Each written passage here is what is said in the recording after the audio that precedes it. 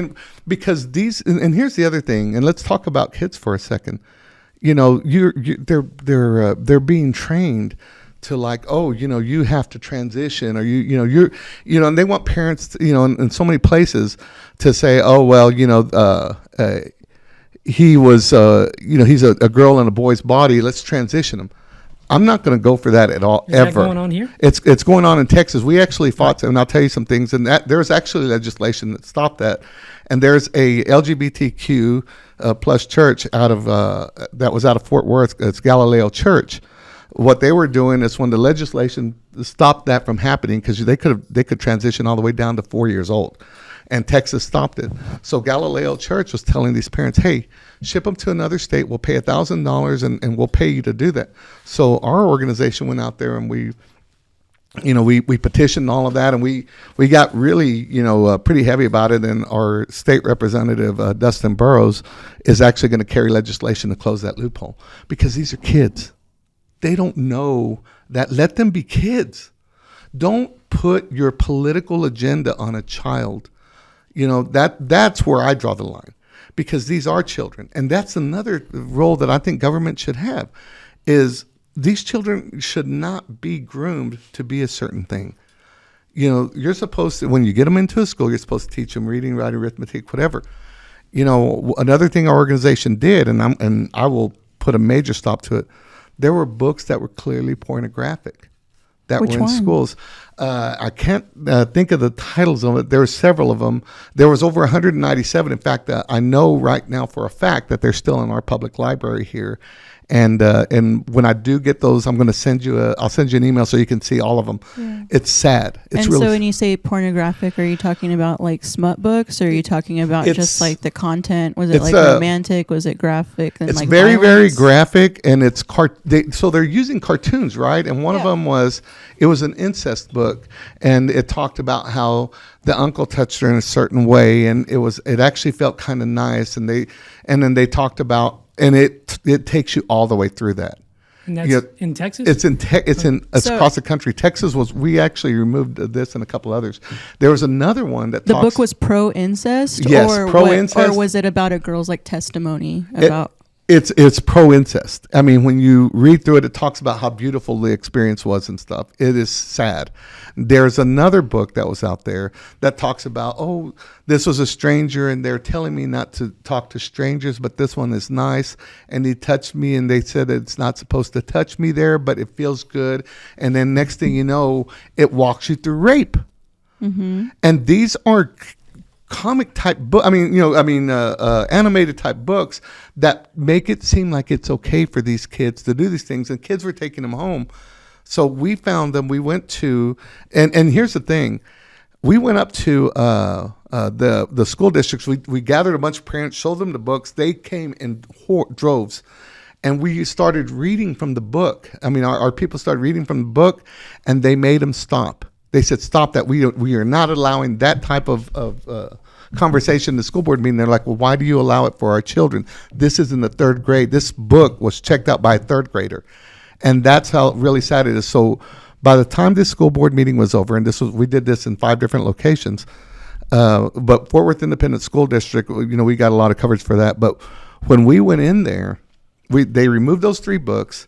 And then we were going to start bringing others, and they said, instead of doing that, we're going to shut down the library for 10 days, and we're going to pull out all these other 189 titles or whatever that there were, and they did. But then the same LGBTQ people came in and they petitioned against that, and they said, no, you need to put those books back in. It's only fair. These children should not be deprived of doing it. You're censoring. These are children. It's not called censorship, it's called common sense. These children have no business being exposed to this type of thing. None. I understand you doing that in school. Uh-huh. Because, you send your kid to school. Right. What's the problem with it being in a public library? No, well, the public library it's in the children's section. Oh, okay. Okay, so why is a city allowing this in a public library in the children's section? If you're going to have that, put it behind an adult. You know what I mean? Put a warning. Children do not need to be exposed to this stuff. Let them develop and become who they want. If you see a little boy playing with a doll at 3 years old, that doesn't mean he wants to be a girl. It just means their boys are curious. Eventually, they're going to drop the doll for a football or something. And who knows? And if they don't, they don't. But let them make that decision when they're adults, because you know what? You won't, you don't let them smoke or drink or get tattoos at that age. Why are you exposing them to pornography? That's fair enough. What about if a parent signs off, says, I will allow you to? Yeah, because I did want to kind of touch base on that, because I heard you say like about these children being groomed into like, pursuing, like changing genders and stuff like that. But there are, I understand there's that, because that is, I have seen, that's kind of like pushing an agenda. You know what I mean? Of people, I see that. Yes. But what happens? I mean, these little humans. You know what I mean? As children, naive, just things are so simple in a child's mind, and these things are so much more complex than they will ever understand until it's time to understand. Right. But because of it being so simple, if a child is begging, pleading, is year after year, like say this behavior starts at 3, right, like how you said, it starts off with a boy just taking off to his mom, he wants to play with dolls, he wants to play in her clothes. That's just kids playing dress up and whatever, and they might drop it. But what if that little boy is like 8 or 9 and has just consistently pursued that?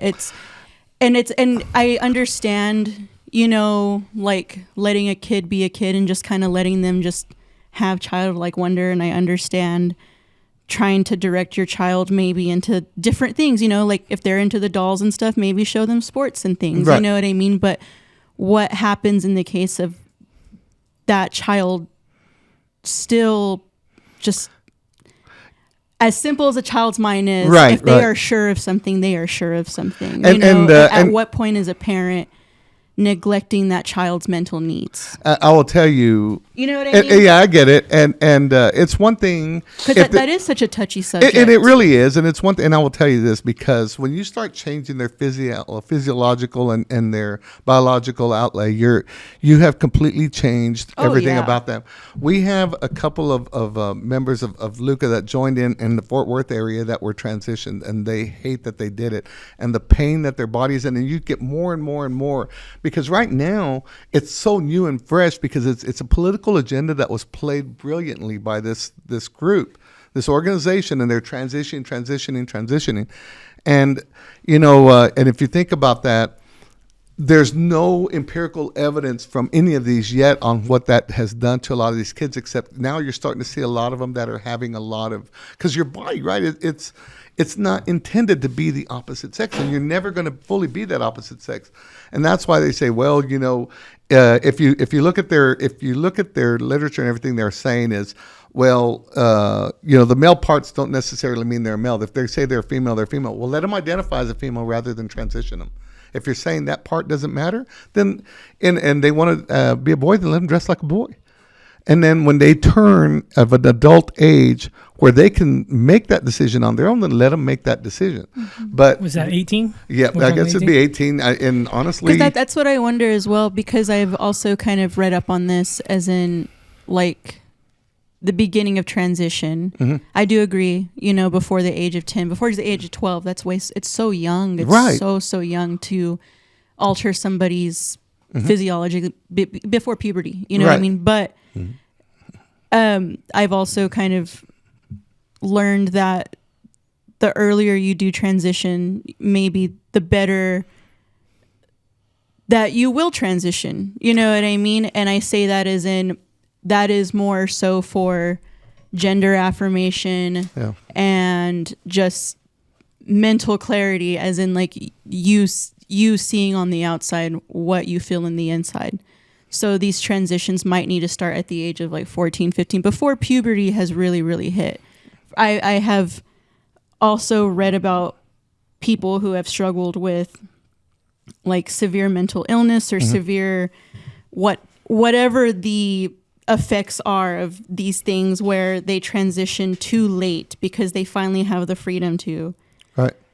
And they struggle with identity. They struggle, you know what I mean? And they just fall into this, you know what I mean? I don't know. It's just so, it's weird, but I don't know if I understand how things should be regulated to an extent, but also we can't necessarily like wipe it away.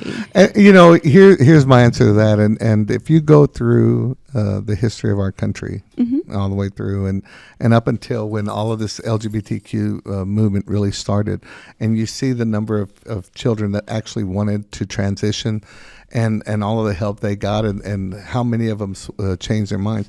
The political climate is steering them in that direction. That's what's happening. And all of the training that they're getting in the schools right now from teachers that are steering them in that direction. It's happening all over the place. When you say, so what do you mean by training? Well, like they're being, or is it like more so like it's being embraced? It's not even being embraced. It's like they're being steered in that direction. And it's happening all over the place in California. And finally, and here's what I'm talking about here. A lot of the has that happened here in Lubbock? It's happening here in Lubbock too in some schools. And that's what I'm saying. But more than anything, all across the country, it's happening. And you get more parents that are putting up all of these things to embrace that. I mean, not parents, the teachers that embrace that, and they're being steered in that because of a political climate. It was never embraced before. And it was one of those things where when you get to school again, you didn't have those transgender study hours or whatever. They're pushing an agenda on our children, and that's what's causing a lot of this, because then children start becoming curious. Well, maybe I don't know this.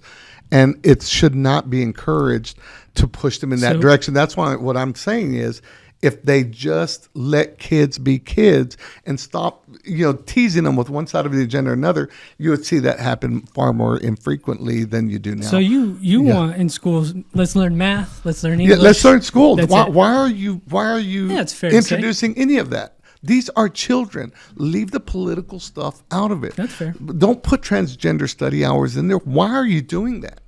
These are children. Are there schools in town that have transgender studies? They have had those study hours all over different schools in Lubbock. What do you mean by study hours? Well, they have the transgenders go and drag and read to kids, and it's happened several times in Lubbock. Here in Lubbock? In Lubbock.